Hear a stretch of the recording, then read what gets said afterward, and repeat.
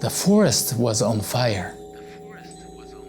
All the animals and the birds ran away, except one hummingbird named Krikindi, golden bird. She was carrying in her beak a drop of water and drop it onto the fire and fly between the water and the fire. Looking at this, the animals laughed at Krikindi. So Krikindi, what do you think you're doing? Krikindi replied, I'm just doing what I can.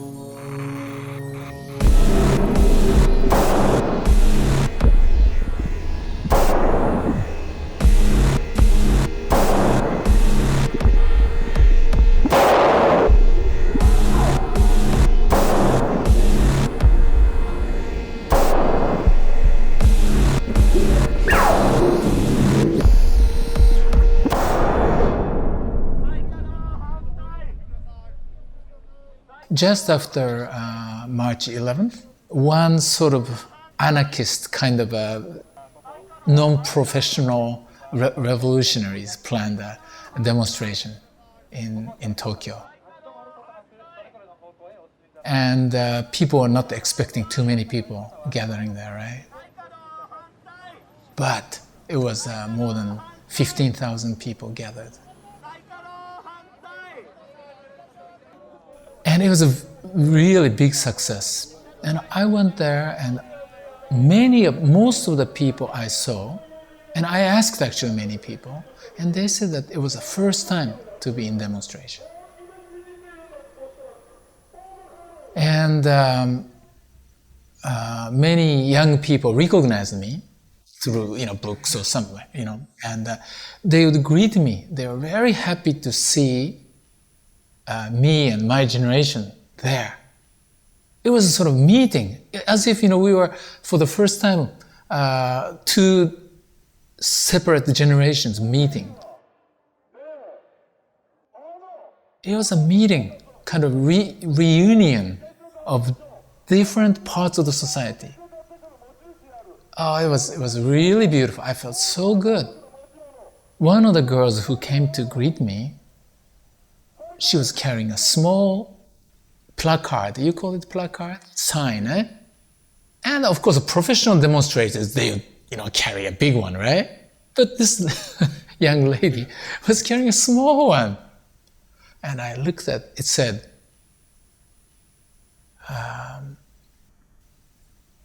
nuclear power, thank you and goodbye. I was so moved. I said, wow, because this is a phrase that I thought I created. A few years earlier, after I visited the nuclear power plant in Takahama, in Fukui Prefecture, there was a meeting. It was a very interesting meeting where anti-nuke people and the sort of so far pro kind of nuke people got together and started to think about the future of children's generation. And I was fortunate enough to be invited there, and I witnessed this meeting.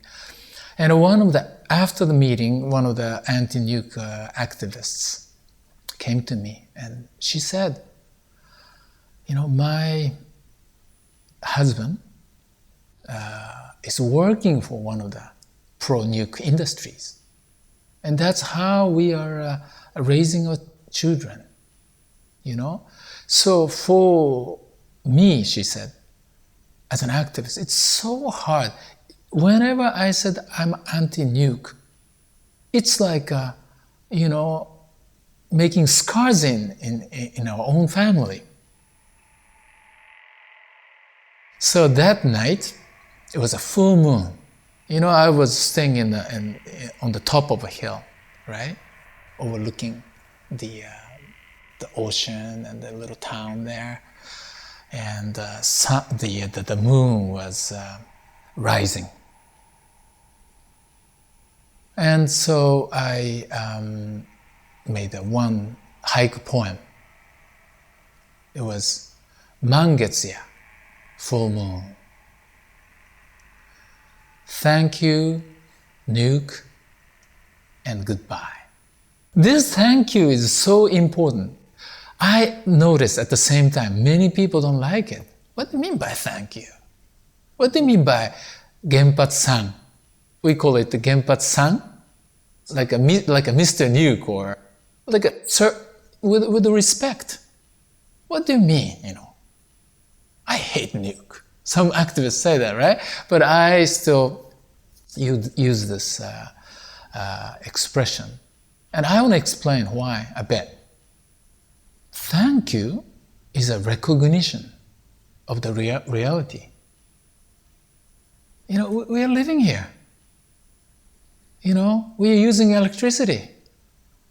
And we've got the 54 nuclear power reactors on the small country, right? And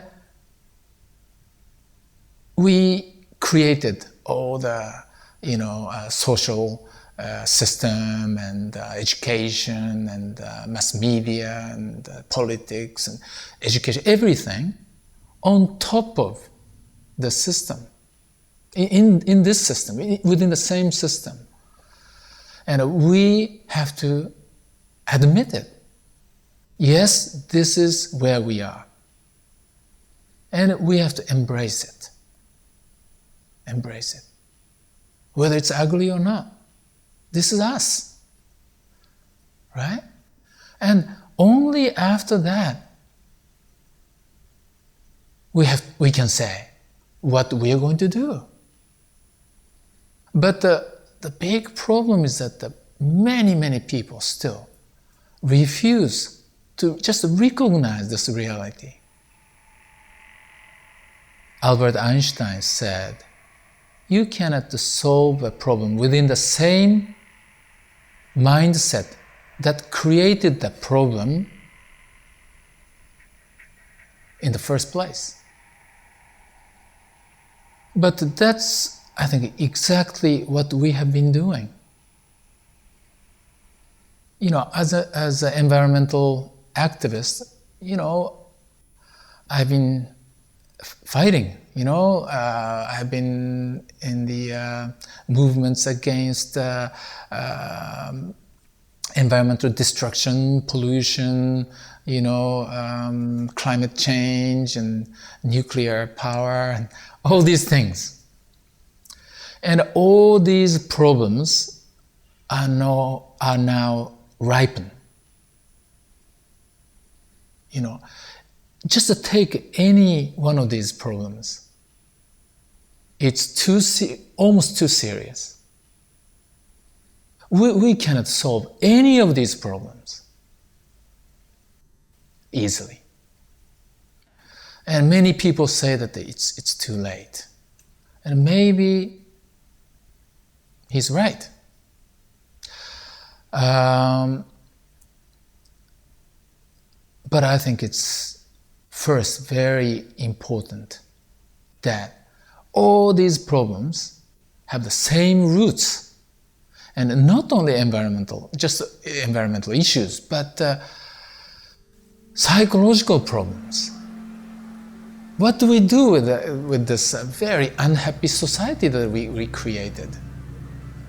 Education and family situation. And family is collapsing, all the communities are collapsing, and we put all the children, against each other.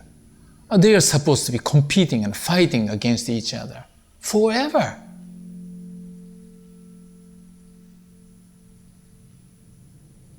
I think the roots are all entangled, and maybe the same one.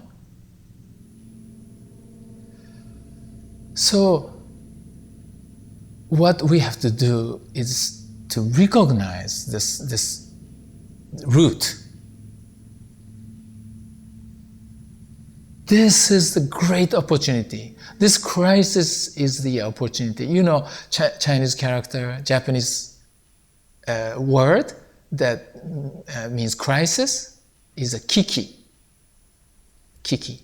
This comes from, from China, right? The two characters. So crisis is made up of two characters. And the first character is a danger, crisis. And the second one is opportunity. Right? But the Greek word krisis is the same thing. Krisis is like a pass, like when you go on the mountain. It's a peak. So it's a crisis, but it's a beginning of coming down. So I believe that this crisis is a great opportunity to understand this mindset. This is not just understanding of a society, but understanding of ourselves, our mindset. The musician, great musician that we are very proud of, the Japanese musician Ryuichi Sakamoto, he was on the stage on Monday in the rally, and he said, we are risking our lives, all the lives, not only human lives, all the lives. But for the sake of what? Just electricity? He said. But this is a mindset we have been kind of captured in. That's true, because when you look at the newspaper, when you look at the television, all these experts are on the table discussing seriously, what do we do? I mean, this summer, maybe there is a shortage because all the nuclear power reactors are closed. We're going to have this electricity shortage. Maybe we should open a couple or three, And then now government came up with this new strategy. It's always the same tactic, right? So the government says, now we prepared three options. By 2030, the year 2030, right? Whether we're going to have 0% nuclear power within the electricity, 0% or 15% or 25%. So we are willing to listen to what you think. So let's organize some discussions, right? So this is the table. Same, we call it arena. Welcome to this arena. We will give you the choices. 0%, that sounds a little too extreme. Like a 15, a little too much. So maybe 10% is my choice. Like this. So as soon as we are on this arena, again, we are captured in the same mindset. So what we need is exactly what the Sakamoto said. For what? Is it worth risking lives? Our life, our children's life, our future, children's future. The objective of this whole society, this system, is to make more, consume more, and discard more. It's an eternal growth, right? So mass production, mass consumption, and mass discarding. When you look around, this whole system is made up of excess. So I think excess is the nature, essence of the present time. More, right? And bigger and faster. When you have a certain time, same amount of time, right? The competition is how much you produce, how much you do, how many things you do within the same period of time. So the winner is the faster one. People call it efficiency. This is again a religion of efficiency.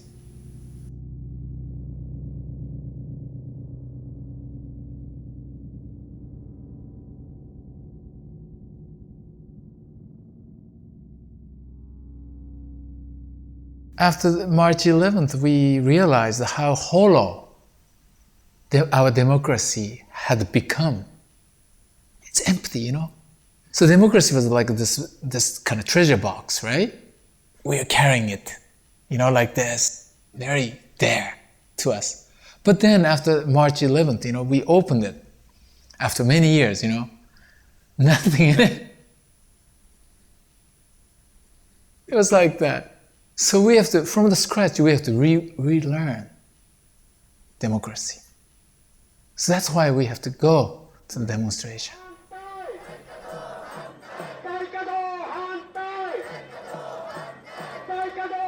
Of course, you know, when you look at politics, when you look at the economics, when you look at the media, the situation seems so pessimistic, you know, so tragic and dismal. But at the same time, I've been witnessing so many good signs.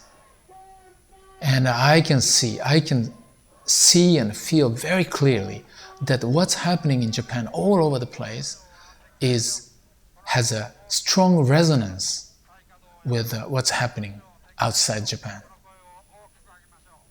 Everywhere. Each place I visit, in Europe, or in Africa, or in Asia, Latin America, everywhere, similar things are happening. They are coming out of the mindset. They don't believe that. You know, that so-called reality that, you know, my generation is still trying to cling to. So young people are saying that, just forget it, you know?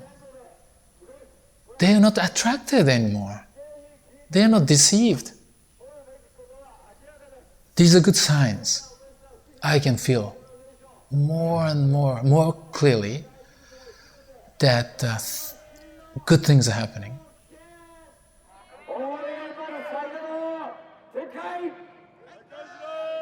So this is the end of the story, and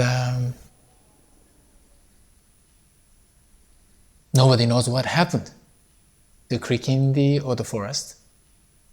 But the rest of the story, we have to create.